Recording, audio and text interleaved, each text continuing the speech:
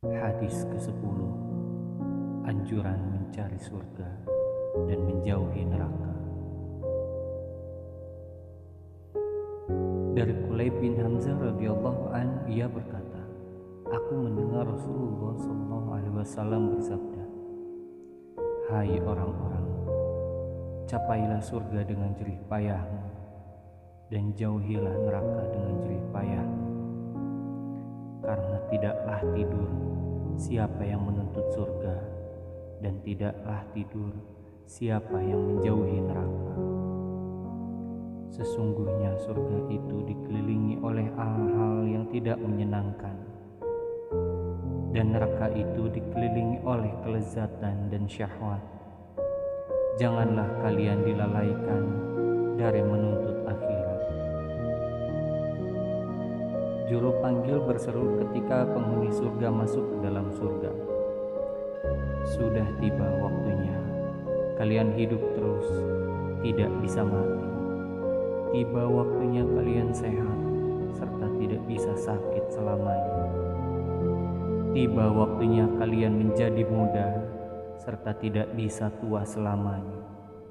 Dan tiba waktunya kalian bersenang-senang, serta tidak bisa sengsara selamanya. Hal itu adalah makna firman Allah Subhanahu wa Ta'ala yang artinya, dan diserukan kepada mereka, itulah surga yang diberikan kepada kalian sebagai balasan perbuatan yang kalian lakukan. Quran Surah Al-A'raf ayat 43. Dari Abu Hurairah radhiyallahu an, ia berkata, Rasulullah sallallahu alaihi wasallam bersabda, Allah Subhanahu wa Ta'ala berfirman, di surga kusediakan bagi hamba-hambaku yang soleh segala yang belum pernah dilihat oleh mata, belum pernah didengar oleh telinga, dan tidak pernah terlintas pada hati manusia. Allah Subhanahu wa Ta'ala berfirman yang artinya, tidaklah manusia mengetahui apa yang dirahasiakan bagi mereka berupa kegembiraan sebagai balasan bagi apa yang mereka lakukan.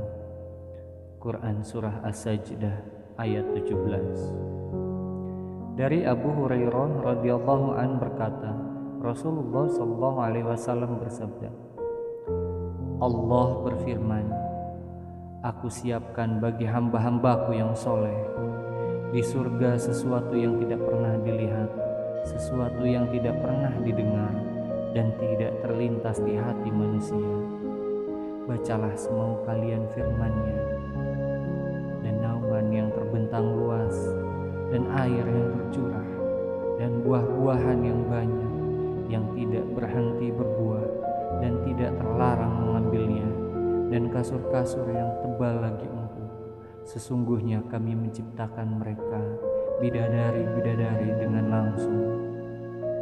Surah Al-Waqiah ayat 30-35. Diriwayatkan dari Mughirah bin Syu'ban bahwa Nabi sallallahu alaihi wasallam bersabda,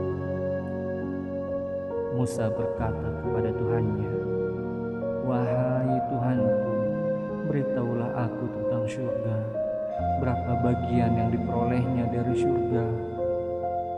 Allah Subhanahu wa Ta'ala menjawab, hai Musa, tidaklah tinggal di neraka seorang muslim melainkan satu orang yang kukeluarkan dengan rahmatku, lalu ia berdiri di pintu syurga dan kukatakan, masuklah ke dalam surga. Orang itu berkata, bagaimana kau bisa masuk surga sedangkan orang-orang telah menempati kedudukan-kedudukan dan mendapatkan derajat mereka sehingga aku tidak mendapatkan sesuatu apapun dan tidak mendapatkan tempat? Aku bertanya, hai hambaku, apakah kau rela mendapat tempat di surga sebesar kerajaan dari 2 raja di dunia? Orang itu menjawab, aku rela. Kukatakan kepadanya, masuklah ke dalam surga dan engkau akan mendapat beberapa kali lipat dari itu. Allah memberinya sebesar kerajaan dari 4 raja di dunia. Sifat surga terlalu banyak untuk bisa dihitung, namun harus pula diceritakan tentang neraka. Berkata Anas bin Malik ketika turun ayat, sesungguhnya neraka adalah tempat yang dijanjikan bagi mereka semua. Quran Surat Al-Hijr ayat 43. Rasulullah SAW menangis, dan menangis pula sahabat-sahabatnya. Lantaran tangis itu, mereka tidak tahu apa yang dibawa oleh Jibril, serta tidak seorang pun yang mampu bertanya kepada beliau. Nabi SAW apabila melihat Fatimah gembira, beliau pun merasa gembira. Maka pergilah Abdurrahman bin Auf untuk menemui Fatimah di rumahnya seraya berkata, Assalamualaikum, wahai putri Rasulullah. Fatimah menjawab, Waalaikumsalam. Siapakah engkau? Abdurrahman menjawab, Abdurrahman bin Auf. Fatimah bertanya, Hai putra Auf, ada apa kau datang? Abdurrahman menjawab, Kutinggalkan Nabi SAW sedang menangis dalam keadaan sedih, dan aku tidak tahu apa yang dibawa oleh Jibril. Fatimah berkata, Pergilah engkau, sebentar lagi aku akan menjumpai Nabi SAW. Barangkali beliau memberitahu aku tentang apa yang dibawa Jibril. Fatimah memakai baju usang yang ditambal dengan pelepah daun kurma di 12 tempat. Tatkala Umar melihat kedatangan Fatimah, ia memegang kepadanya seraya berkata, Sungguh kasihan putri Rasulullah SAW memakai baju kafan yang sudah usang serta bertambal daun kurma di 12 tempat. Tatkala Fatimah menemui Rasulullah SAW, beliau bertanya, Ya Rasulullah, tidakkah engkau lihat bahwa Umar merasa heran melihat pakaianku?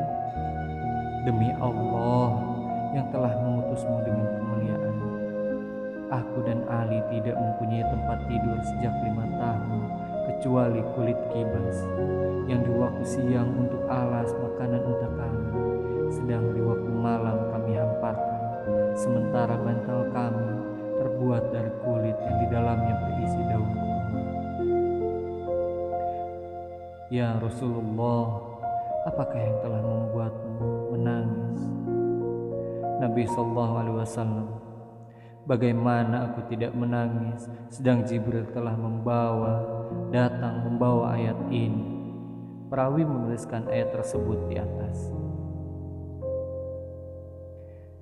Diceritakan dari Mansur bin Ammar, ia berkata, Aku berjalan di salah satu jalan di Kufah pada suatu malam yang gelap untuk suatu keperluan. Di tengah malam dari sudut rumah, tiba-tiba ku dengar suara, Tuhanku, demi kegagahan dan keagunganmu, aku tidak ingin menentangmu dengan maksiatku. Bukanlah aku tidak mengenalmu ketika berbuat maksiat, melainkan dosa yang menimpaku.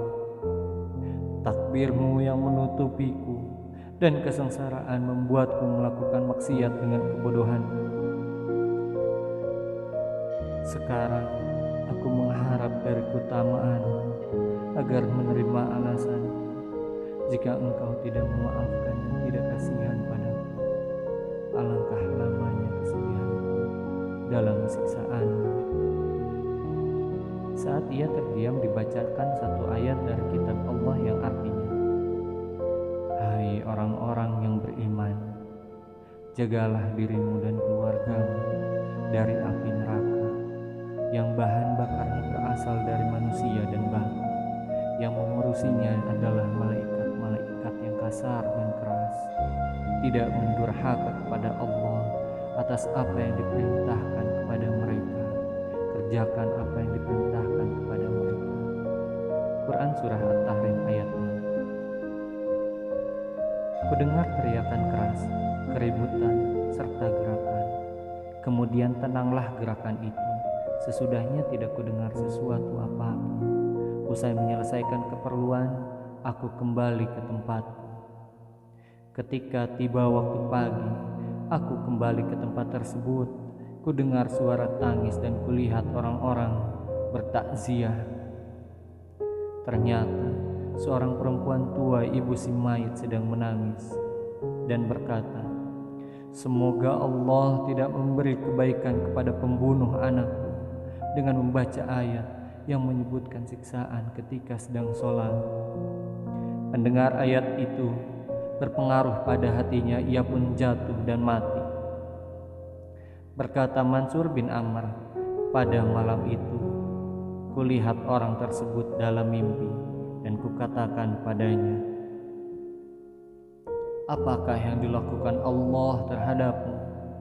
Orang itu menjawab, "Allah memperlakukanku sebagai syuhada." Aku bertanya, "Bagaimana bisa terjadi demikian?" Orang itu menjawab, "Mereka terbunuh dengan pedang yang kafir, sedangkan